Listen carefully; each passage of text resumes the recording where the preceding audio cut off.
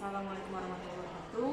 Perkenalkan, nama saya Fatma Wardani. Saya saat ini bekerja sebagai guru bimbingan dan konseling di SMP Negeri 2 Cimahi. Saat ini saya akan membawakan materi tugas seperti saya yang berjudul bimbingan dan konseling dalam mengatasi masalah perundungan. Deskripsi masa lalu, bimbingan dan konseling dalam stigma masa lalunya sering dikaitkan dengan posisi sekolah.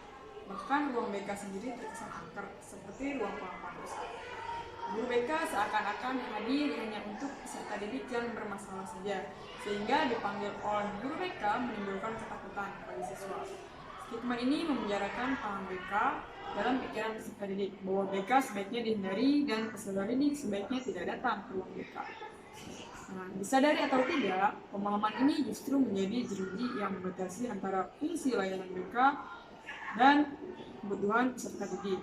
Peserta didik menjadi takut untuk menceritakan masalahnya, membuat guru BK sulit membantu karena tidak adanya keterbukaan dari peserta didik itu sendiri. Kaitannya dengan perundungan, ketika perundungan terjadi, korban perundungan merasa enggan untuk bercerita pada guru BK karena cap-cap yang biasa diberikan pada siswa yang datang ke guru BK seperti anak yang bermasalah atau tukang mengadu dan lain-lain. Korban menjadi merasa tidak aman dan takut untuk meminta bantuan. Hal ini membuat masalah perundungan berlarut-larut karena tidak teratasi. Dampaknya bahkan dapat menimbulkan trauma yang berkepanjangan bagi korban, yang tentu saja kemudian dapat mengganggu psikis korban.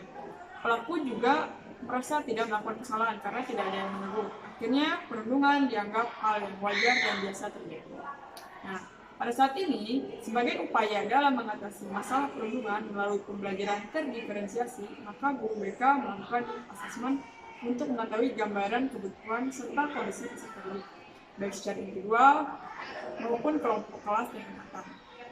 Selain itu juga data kebutuhan peserta didik didapatkan berdasarkan hasil observasi, laporan guru dan teman sebaya, serta secara insidental sesuai dengan kejadian yang terjadi. Melalui data ini, maka kasus perundungan diharapkan dapat diungkap. Stigma masa lalu juga berupaya untuk dihilangkan dengan membuka pintu ruang BK selebar-lebarnya bagi peserta didik. Ruang BK dibuat nyaman dan diciptakan lingkungan yang terasa aman. Guru BK menunjukkan kepedulian pada peserta didik sehingga peserta didik tidak takut dan dapat bersikap terbuka pada guru BK. Ketika peserta didik sudah berani datang dan bercerita ke ruang BK, maka fungsi BK dapat terlaksana dengan baik dan siapapun yang membutuhkan akan mendapatkan layanan bimbingan konseling. Peserta didik diberikan informasi mengenai perundungan untuk mengetahui lebih jelas tindakan apa saja yang termasuk perundungan. Karena ternyata banyak pelaku perundungan tidak menyadari bahwa apa yang ia lakukan termasuk dalam perundungan. Juga apa yang perlu dilakukan ketika mengalami atau melihat perundungan.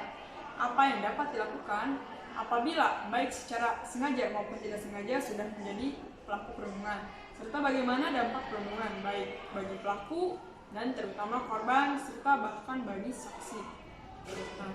Diharapkan di masa depan layanan bimbingan dan konseling yang diberikan berdasarkan data peserta didik ini baik hasil need assessment, observasi, dan laporan melalui konseling dan juga bimbingan pribadi dan kelompok, di mana peserta didik yang merasa membutuhkan bantuan dengan terbuka datang ke ruang BK, membuat fungsi layanan BK dapat dirasakan oleh seluruh peserta didik sesuai dengan kebutuhan mereka secara individu. Artinya pembelajaran terdiferensiasi tercapai di sini.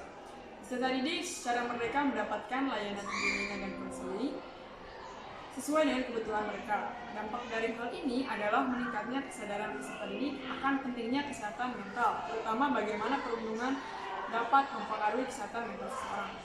Angka tingkat perundungan di sekolah yang tinggi membuat perundungan termasuk dalam 3 dosa besar pendidikan di Indonesia. Tentu saja untuk mempelajari ini merupakan tanggung jawab bersama, serta dibutuhkan kerjasama antar pihak yang terkait seperti orang tua, guru-guru sekolah, serta masyarakat, dan terutama dari guru BK itu sendiri untuk menjadikan peserta didik merasa aman dan dilindungi serta dipedulikan dalam menghadapi masalah perundungan.